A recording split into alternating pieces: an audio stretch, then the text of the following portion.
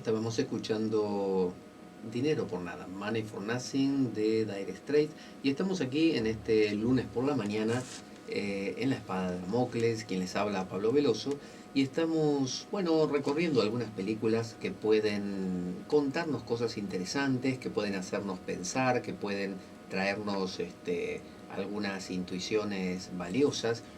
Y bueno, tenemos alguna película más. A ver, vamos a mirar. Em, a ver, esta. A ver. Esta se llama Match Point y tiene que ver con el tenis. ¿Eh?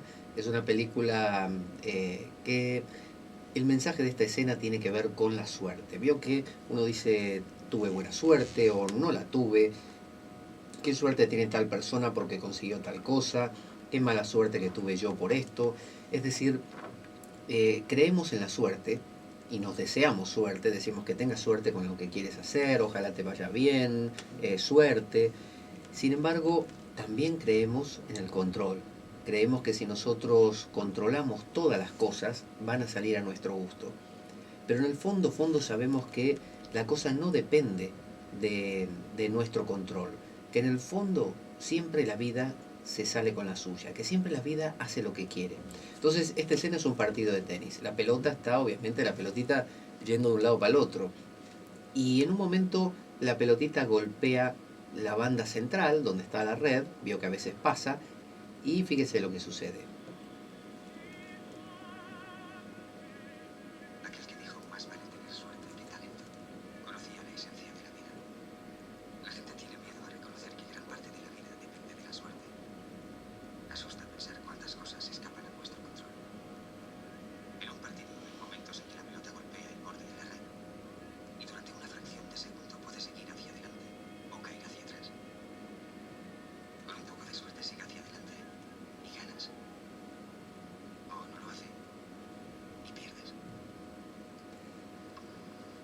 Esa escena nos habla un poco acerca de justamente cómo no controlamos la vida, cómo la vida es mucho más caótica de lo que creemos. Alan Moore, un mago de estos tiempos, suele decir que toda esta teoría conspiranoica de que existe, no sé, la banca judía dominando al mundo, el clan Bilderberg y todo eso, en realidad no es tan así, dice él. Dice, la realidad es mucho más horrorosa. La realidad es que nadie tiene el control.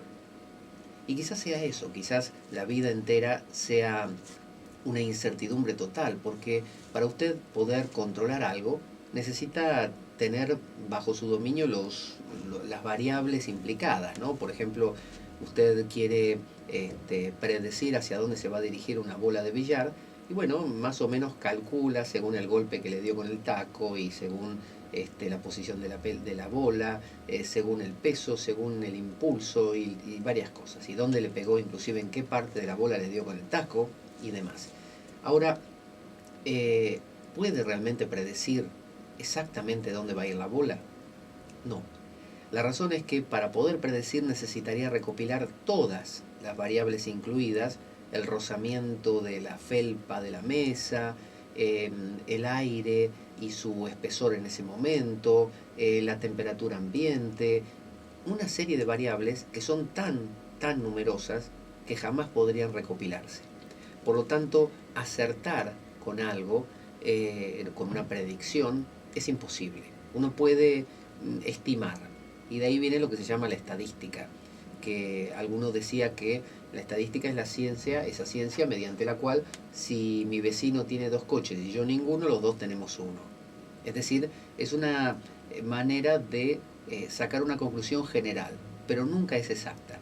Y eso nos da la sensación en el fondo de que no controlamos las cosas. Porque yo digo, sí, el examen ese seguro que lo apruebo. Y después no lo apruebo. ¿Por qué? Porque ocurrió la mínima cosa. Ese día me levanté y me golpeé la rodilla y estaba pensando en la rodilla y la rodilla me distrajo y cuando quise acordar no me concentré y no aprobé. No aprobé y tenía todas las de aprobar. Mis predicciones decían que sí. De la misma manera creo tener el control de una persona, de mí, y después me encuentro reaccionando de formas que digo, ¿cómo pude yo reaccionar así? Yo no soy ese. ¿Qué me pasó? Entonces, no tenemos el control. El control es una ilusión. Es simplemente algo que la naturaleza nos aporta para que sigamos apuntalando ese yo que nos permite interactuar con los demás, que nos permite decir yo hice, yo no hice, yo evité, yo fui, yo gané, yo logré. Y en realidad no sabemos ni por qué logramos ganar o meter ese gol. Si uno le pregunta a un futbolista, ¿cómo fue que metiste esa pelota, ese balón en la portería, en el arco? ¿Cómo hiciste? Y el tipo va a decir, bueno, pateé y le di a donde yo quería y la metí. No, en detalle quiero saber, ¿cómo fue que le pegaste? ¿Con qué parte del pie? ¿Y cómo fue que intentaste darle esa inclinación? ¿Y cómo fue que la pelota te respondió teniendo en cuenta el aire, teniendo en cuenta el viento? Y él va a decir, la verdad no lo sé. Yo solo la pateé, tuve la intención y entró. Es decir, en el fondo fue suerte. Es decir, que todas las variables de ese momento convergieron en que sí. Podrían haber convergido en que no, y no se metía el gol. Entonces, cuando uno empieza a vivir la vida sabiendo que no tiene el control, todo se vuelve más tranquilo, todo se relaja. Que es lo que la Advaita, por ejemplo, la no dualidad de los hindúes, o San Juan de la Cruz, o esto del santo abandono, ¿no? El abandono a la divina providencia de los cristianos, tiene que ver con eso, con un reconocimiento de que por más que yo orwellianamente contemple todas las variables y quiera tener el mundo feliz de Huxley, no se puede, porque siempre va a haber algo que se escape, porque la naturaleza es caos. Entonces las técnicas newtonianas de la física dura, física, no me acuerdo cómo se le llama, más estricta, no se aplican cuando se miran bien en detalle las partículas, como por ejemplo en la física cuántica, que uno dice, bueno, esta partícula seguramente por la trayectoria que lleva va a chocar contra aquella, y cuando llega no choca. ¿Y por qué no chocó? Y no sé, no tengo ni idea por qué no chocó. Quizás no chocó porque en el último momento decidió apartarse. No porque tenga una inteligencia, sino porque sí. Entonces hay muchas cosas que ocurren porque sí. Ya hablamos en el programa de qué, de la adivinación justamente. Cómo había una acumulación, por ejemplo, yo lleno un vaso con agua, lleno, y llega un punto que llega al borde, y se produce un fenómeno que se llama la tensión superficial, que de hecho esa tensión superficial se mantiene hasta el punto que si yo le pongo con mucho cuidado una aguja eh, sobre un papel, por ejemplo, en esa, para ir más fácil, esos bichos que caminan sobre el agua, que uno los ve en los lagos, y dice, ¿cómo no se hunden? Bueno, usan la tensión superficial para no hundirse. El agua tiene una resistencia. Pero si yo sigo agregando gotitas a ese vaso, se rompe la tensión superficial y se derrama el vaso. Entonces, yo puedo predecir todo lo que pasa hasta el punto donde la tensión superficial está por romperse. Pero no puedo predecir cuándo exactamente se va a romper. Y una vez que se rompe, todas las reglas que venía aplicando se pierden. Entra en caos. Entonces, el caos convive con nuestra vida y sin embargo queremos controlarla. Fíjese en la película Magnolia, donde aparece este actor Tom Cruise, que hace aquí del macho. Este es el macho por excelencia, ¿no? A ver, espere, ahí. Es un... Se llama Seduce y Destruye, ¿no? Así se proclama él. Y aparece como un lobo hambriento en el cartel que hay detrás de él, como que él es el dominador de las mujeres y se postula como el macho controlador, es decir, el epítome del control. Vamos a tener la vida bajo control, nada se me va a escapar, yo soy el macho y domino todo. Fíjese la proclama que hace.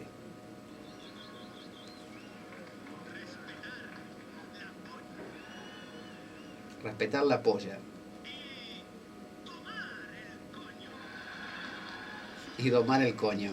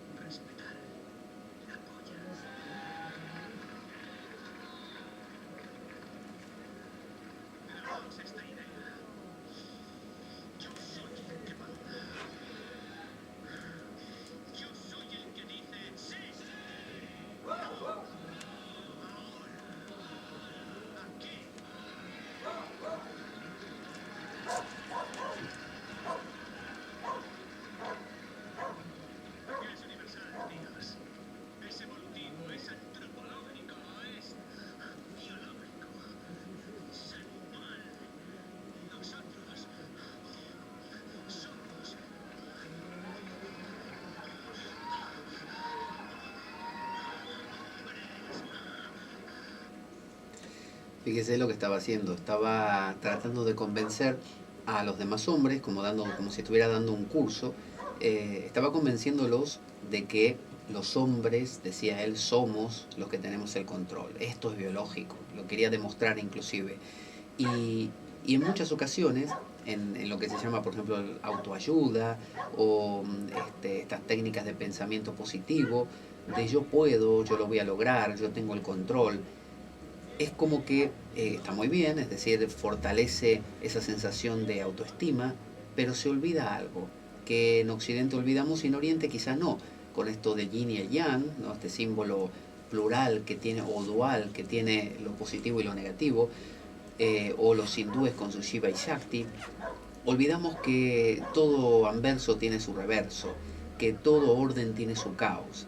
Entonces, cuando se establece un sistema político, por ejemplo, basado estrictamente en el control y en el orden, y no se deja lugar para el caos, no se deja lugar para lo incontrolable, lo que llamaríamos la suerte, bueno, se obtiene el colapso. De la misma manera que si solo apuntamos al caos, no habría colapso también porque no habría construcción de nada. Pero si construimos, y solo todo bajo el control, como si fuera el puritanismo victoriano, ¿no?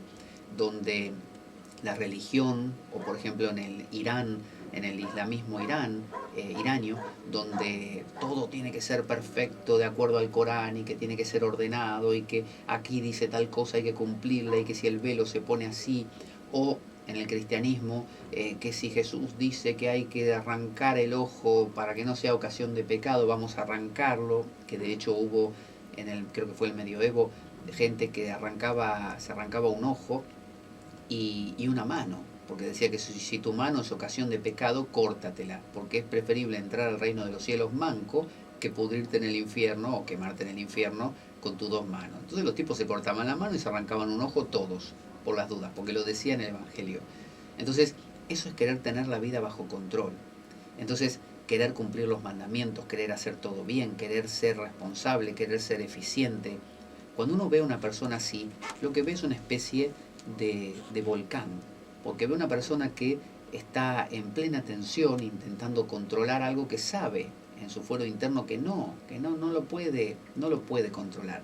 Fíjese esta película que se llama Me encantó bailar contigo, Mi vida sin mí, no la he visto así que me imagino que ese es el título, y habla también de controlarlo todo, porque es una mujer que acaba de morir, aparentemente de una enfermedad larga, y le escribe una nota, le deja una nota a a su pareja, a su marido, y fíjese lo que le pone.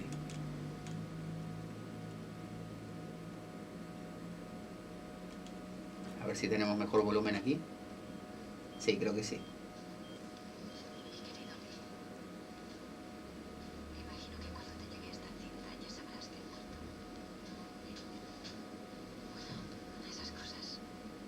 La mujer acaba de morir.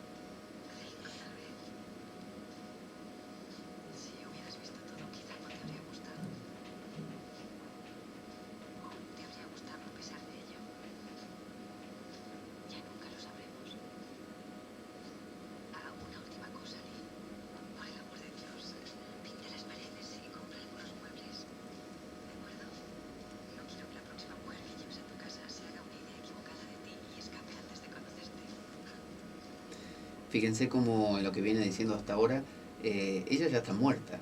Y sin embargo decidió antes de morir darle directivas a él. Le está diciendo qué debería hacer. Está primero describiendo qué tipo de relación tenían, la está queriendo definir, pero al mismo tiempo le dice pinta las paredes, no sé, rehaz tu vida, diviértete. Es decir, no le bastó con en vida, seguramente sería también controladora, querer controlar su vínculo, sino también una vez muerta, dijo, no me voy a morir sin seguir ahí, quiero seguir estando en la vida de esta persona, quiero seguir influyéndolo, de manera tal que le dejó esta nota o esta grabación para seguir teniendo el control acerca de lo que él, acerca de la vida de él, ¿no? Eh, lo cual implica un querer mantener no el caos, sino el control a toda costa. Es decir, aún yo muerto, quiero seguir controlando las cosas, aunque yo no esté ni me entere, pero algo de mí va a seguir controlándolo todo.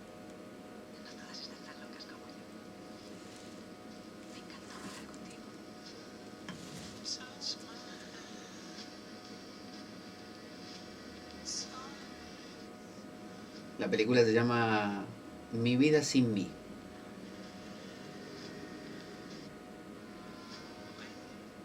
Ese era el fragmento, después vienen los títulos. Pero fíjese cómo no necesariamente para controlar a alguien uno tiene que estar presente. Uno puede controlar aún desde, como dicen en la iglesia, eso de pecado de pensamiento, palabra, obra u omisión. Es decir, usted puede omitir, es decir, casi ni estar, ¿no? Por negatividad simplemente, por una cuestión negativa. No está y sin embargo controla, ¿no? Vamos a mirar, a ver, estoy buscando uno que... Aquí está, este.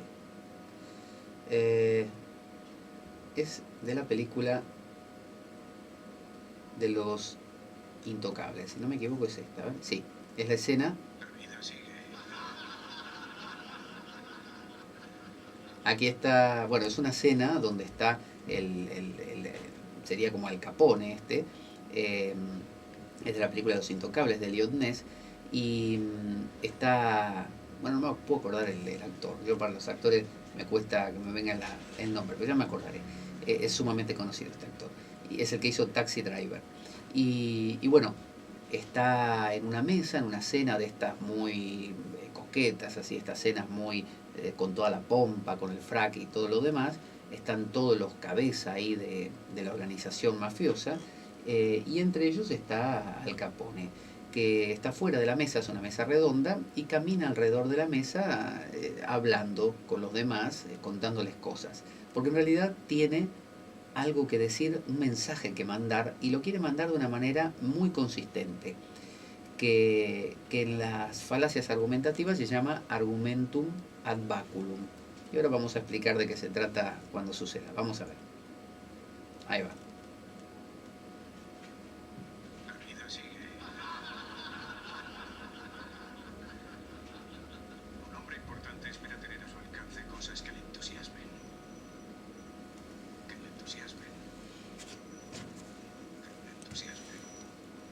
El actor es Robert De Niro, ya me acordé.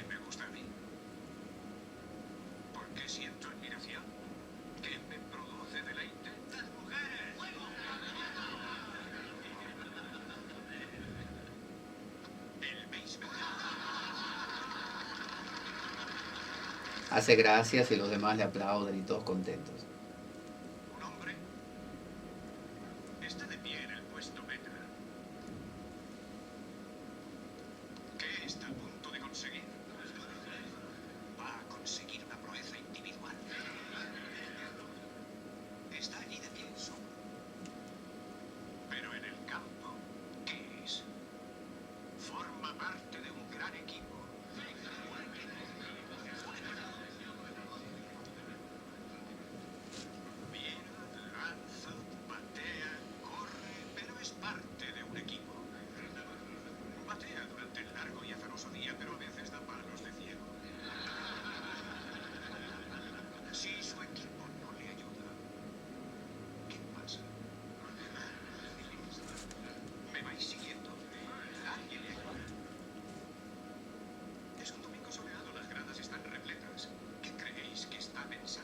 Él camina alrededor de la mesa. Voy a lucirme yo solito. Pero jamás ganará el partido, a menos que el equipo le ayude. El equipo. Y ahora coge el bate y le da en la cabeza a uno de los comensales. Y le pega y le pega y le pega y le rompe el cráneo, obviamente. Y todos los demás se horrorizan.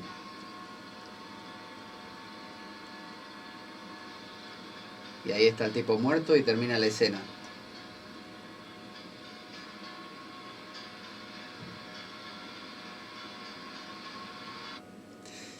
Lo que sucedió aquí es una mezcla entre el argumentum ad baculum y el argumentum ad terrorum. Ad baculum porque significa con un palo, ¿no? Con un báculo. Y que consiste en cuando una persona amenaza a otra directamente. Te voy a matar, por ejemplo. Si haces esto, te voy a romper la cabeza. En este caso podríamos decir que es ad baculum porque son palos, pero básicamente es el argumentum ad terrorum. ¿Qué hizo acá Al Capone?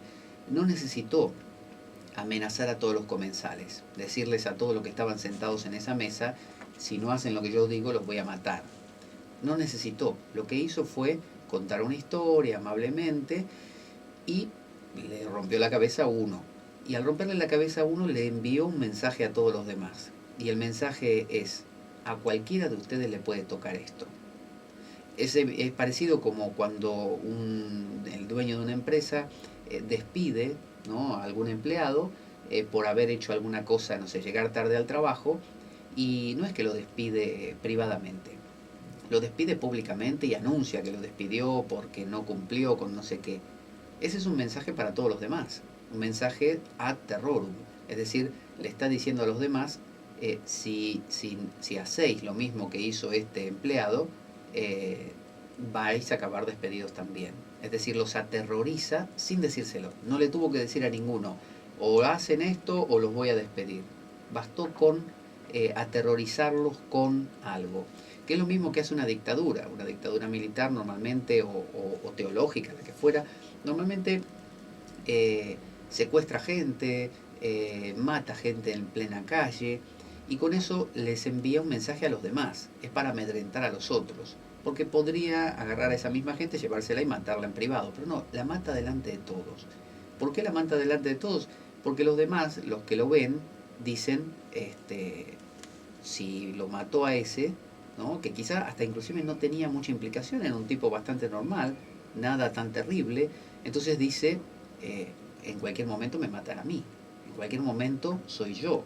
Entonces es como un mensaje subliminal, subrepticio, que me anuncia que si yo hago tal cosa, me va a pasar también. También ocurre a veces en forma de relatos. ¿Viste lo que le pasó a fulano? Fulano hizo tal cosa. Por ejemplo, yo soy el marido de una mujer, ¿no?, de mi esposa. Entonces le digo, ¿viste lo que le pasó al matrimonio tal? Ella empezó a, no sé, a verse con otro hombre, y fue él y los sorprendió, y no le pegó ni nada al otro. La agarró a ella de los pelos y le dio una paliza que no te explico.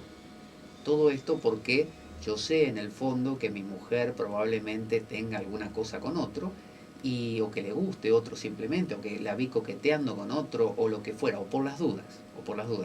Y de esa manera mi mensaje es, no hagas lo mismo que te estoy relatando porque te va a pasar esto.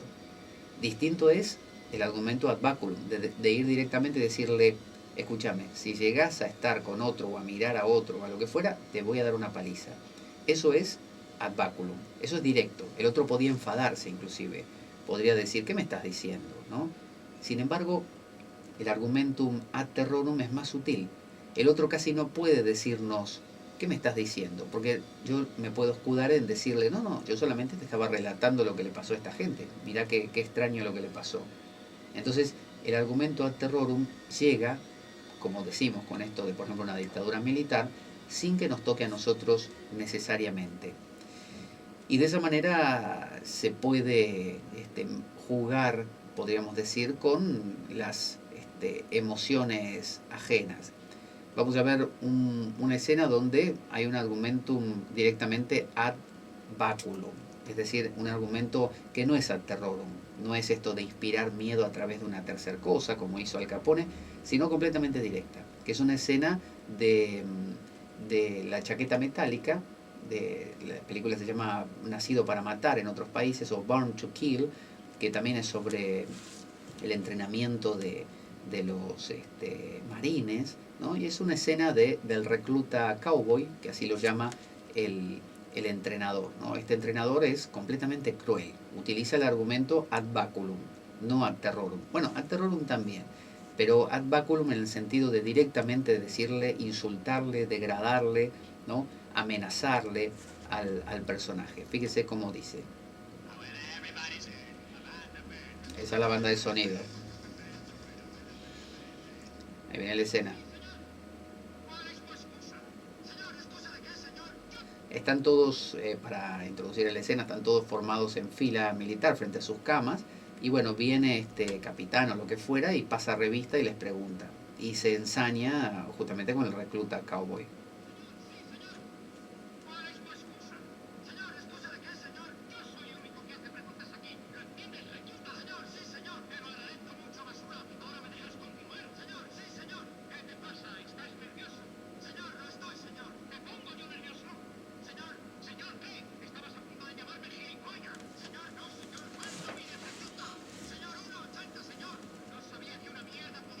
A ver, este diálogo es bastante abundante, así que lo vamos a poner directamente, me parece, desde el ordenador para que se pueda oír bien, porque si no nos estamos perdiendo detalles de la película. A ver, vamos a ponerlo desde aquí, desde el ordenador.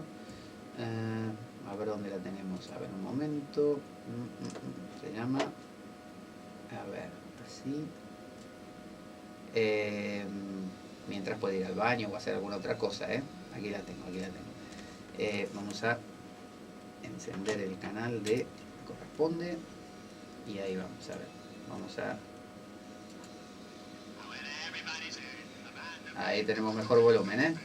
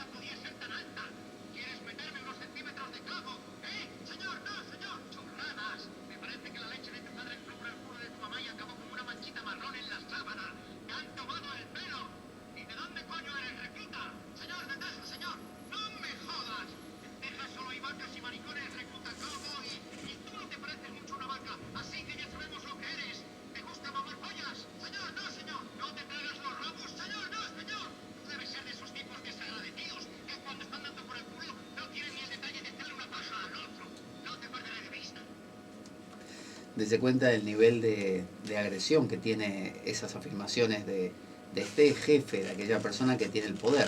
Y bueno, el receptor de esto puede o bien quebrarse o actuar como hablamos al comienzo, como Danny Hooper, que supo encontrar el punto débil, porque todas estas personas que se pretenden ser tan bestiales y brutales, en realidad son tan débiles como cualquier otra.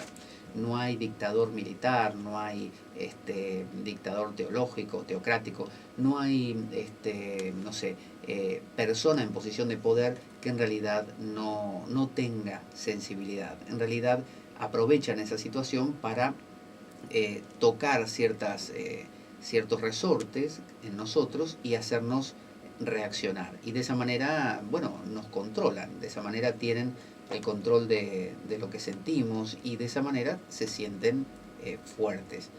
Vamos a mirar por último, pasa que las tengo todas mezcladas, ese es el problema. Pero bueno, a ver si la encuentro.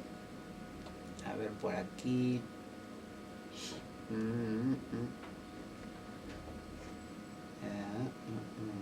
No, tampoco. Bueno, no sé dónde estaba. A ver si la encuentro por aquí. Ah, sí, sí. Aquí está, esta es.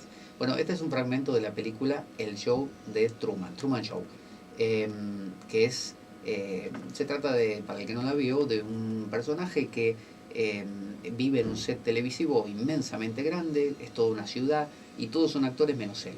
Entonces eso se vende, se filma, se graba y se vende como una especie de Gran Hermano. Y el director, que está como en una especie de torre especial, desde ahí maneja todo y van detonando inclusive las emociones del personaje según haga falta. Entonces en esta escena se está encontrando él con su padre, o el que él cree que es su padre, en un puente, porque en ese puente él estaba tratando de irse de esta ciudad, constantemente se quería ir, pero bueno, los del estudio televisivo obviamente lo último que querían era que él se fuera. Entonces lo manipulaban emocionalmente. Entonces aquí se estaba por ir en este puente y en ese momento, para que no se vaya, aparece el padre y lo detona emocionalmente. Fíjense la escena, a ver.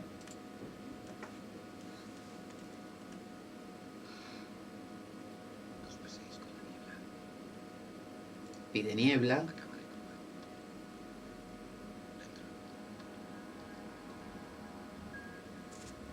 Pone una música de fondo para que el personaje todo sea más sentimental, más emotivo.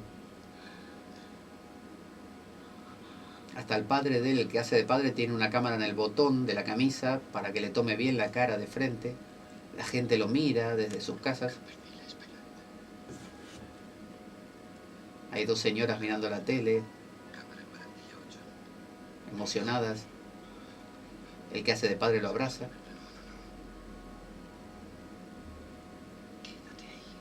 El otro quiere pasar a primer plano y él le dice, todavía no primer plano, ahora la música, música, dice. Entonces ponen música emocional.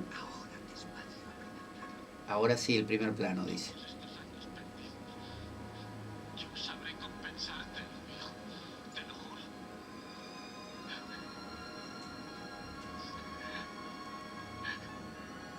Padre.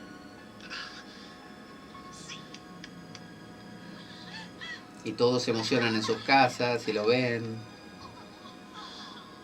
Y se abrazan.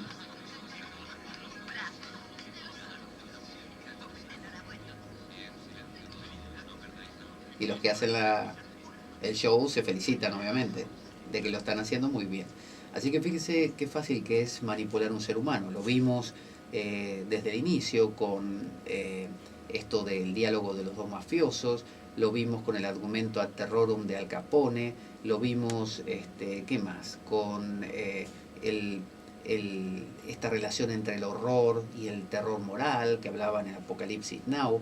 Lo vimos con Austin Powers queriendo dominar a través de su idiotez simplemente por el poder de tener un cargo alto. Lo vemos ahora con el show de Truman, lo vemos con el recluta, que también, el recluta cowboy de la chaqueta metálica de Nacido para Matar, donde justamente su capitán lo doblega. Entonces, el ser humano, y en lo de los magos también, que lo vimos, el ser humano es maleable, responde a ciertos resortes emocionales que podemos tocar. La publicidad lo hace todo el tiempo, la religión lo hace todo el tiempo, jugando con resortes como son la culpa, el premio. Entonces, ¿qué podemos hacer ante todo esto? Bueno, no podemos dejar de ser humanos a riesgo de convertirnos en un mineral para no ser manipulables. Lo somos, porque somos vulnerables, porque somos abiertos y nadie puede enamorarse sin tener la fantasía de que eso va a ser maravilloso, y eso es ser vulnerable. Entonces, si uno quiere seguir enamorándose, bueno, tiene que ser flexible y fluido. Lo que pasa que al ser flexible y fluido también es influenciable, vulnerable y manipulable. ¿Cómo puede tener una cosa y evitar la otra? Bueno, encontrando ese justo equilibrio entre no perder una noción de una visión de conjunto, ¿no? Separarse de la cosa y verla un poco desde fuera, como para darse cuenta cuando la cosa se pasó de nivel, porque nosotros como seres humanos buscamos situaciones ideales donde todo responda a un guión y nada se nos escape, como vimos esto del control del macho de Tom Cruise en la película. queremos eso, queremos controlarlo todo y nos molesta, como en la película de la pelota de tenis, del partido de tenis, nos molesta que sea la suerte la que decida. Entonces, cuando controlamos todo excesivamente, nos falta el otro lado, el lado del caos. Y necesitamos un poquito de ese caos para no creer tanto en algunas cosas. Y cuando nos amigamos con el caos y aprendemos a no creer tanto y a vivir más en la sorpresa, es donde tomamos distancia y podemos mirar quizás a un capitán como este de la chaqueta metálica, violento y despótico, abusivo y degradante, podemos verlo con unos ojos lejanos que nos eviten implicarnos hasta tal punto que nos hiera, que nos lastime. Entonces, las películas que hemos recorrido hoy nos han conectado bastante con esto, con la capacidad de implicarse sin perder la distancia, implicarse sin dejar de mirar con unos ojos más amplios que nos permitan no por mirar el árbol perdernos el bosque, sino ver un poquito con mirada más amplia. Es como andar en bicicleta. Cuando uno se fue mucho para la derecha, se inclina a la izquierda. Cuando uno se fue mucho a la izquierda, se inclina a la derecha. De hecho, es lo que hace el mundo a través de sus movimientos políticos también. Así que vamos a poner nuestra cortina musical, que por ahí la tenemos. A ver dónde está, dónde está. A ver, a ver. No, esta no es. Ahora tengo un lío de cosas abiertas. Vamos a ir directamente aquí. ¿Y a dónde está? Aquí, esta es. Perfecto. A ver. Ahí la tenemos, nuestra cortina.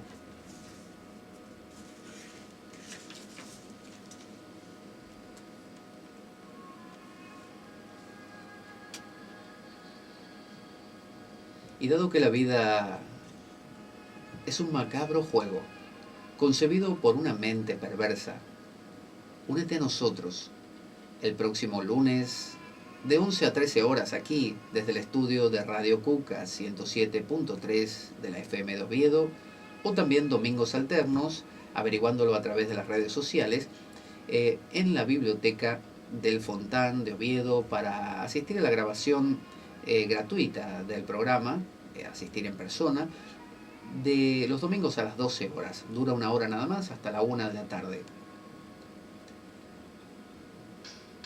Cuando escuches las siguientes palabras: la espada de Damocles, la ficción más real que puedas concebir. Buena vida para todos, buena semana y avanti Damocleanos.